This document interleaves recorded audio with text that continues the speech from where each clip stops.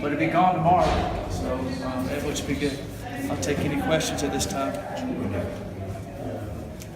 Mike, when you looked at the film the other night, or when you look at that and see that quarterback again, did you change your mind about anything that happened out there, or was he just that dominant of a player? Two of the plays were broken plays, and he just took it down and scrambled and made some plays on us.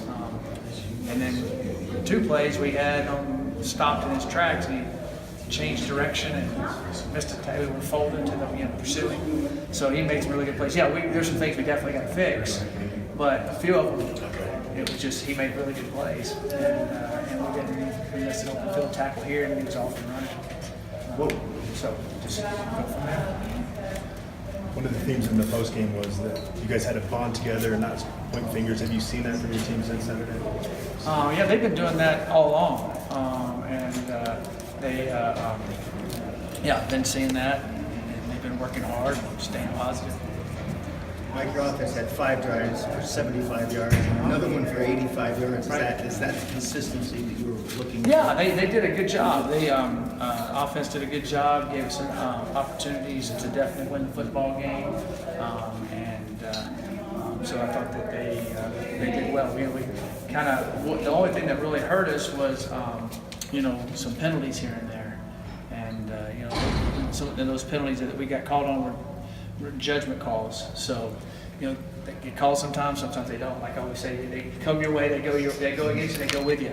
So we just got to keep from having those situations happen and not getting backed up on a couple drives that we did. You talk about having to fix some things, but obviously when you allow the quarterback 327 yards, you would expect that teams down the line would probably look to try and exploit you in that regard. How do you fix those Well, things? nobody has a guy like him. True. So it's a whole different world. If we were playing a guy like him every week, we would have to play. We needed to play better in that game, he made some really good plays. He looked like he was on full speed throttle compared to all other 21 players on the field, their guys and ours. And so I thought that he played really well. And there's definitely things you have to fix and things you have to do, but some of them is just find a way to get him on the ground, so to speak. What role does Chris Balance play in the offense going forward? Chris will play the role we haven't played that week. We're going to use him different ways against a different person with different defenses and how they align and how they do things. And so, if people do certain things, we'll use him more. If people don't do certain things, we won't use him as much. So he's a very versatile guy for us on special teams and at tight end. You had 2 teams that are 0-3 in the Pac-12 playing against each other this weekend. Is there little backs to the wall you figure from both teams coming out in this game?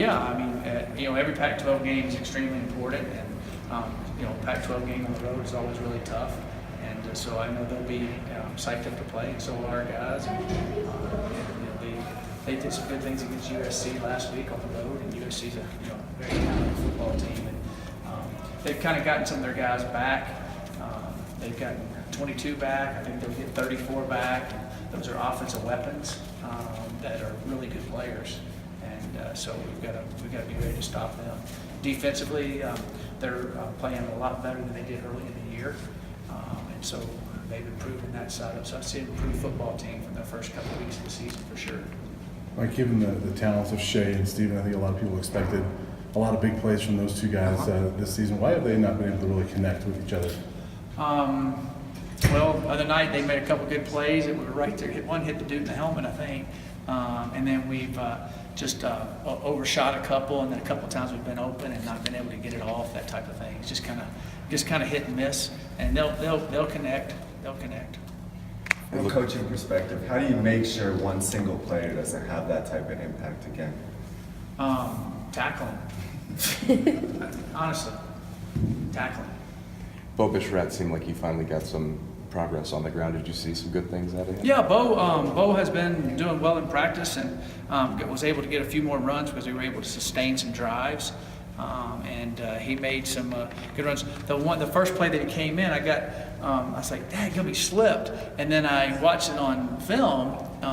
A huge chunk of turf comes up when he cuts. It really wasn't his. Just huge chunk, and that's why he slipped. Anybody would have slipped. And I just happened to hit it, and I don't know if there was a loose piece there, but it was about that big chunk of turf, and it just came out from underneath him and made him stumble. He might have been able to break that first one he was in. He would have had to make a kind of miss, but he would have been head up on him instead of stumbling into it. But I thought he did well. How about Isaac Miller at right tackle? Isaac did some good things. He played well in the game, and he got beat a couple times, but overall, and that was kind of early. And then as the game went along, he got his feet wet and did well. Any concerns at nose tackle? Obviously, Lyle didn't play, then Javier goes down. Where are you guys at health-wise in that position? We'll see Saturday when we line up.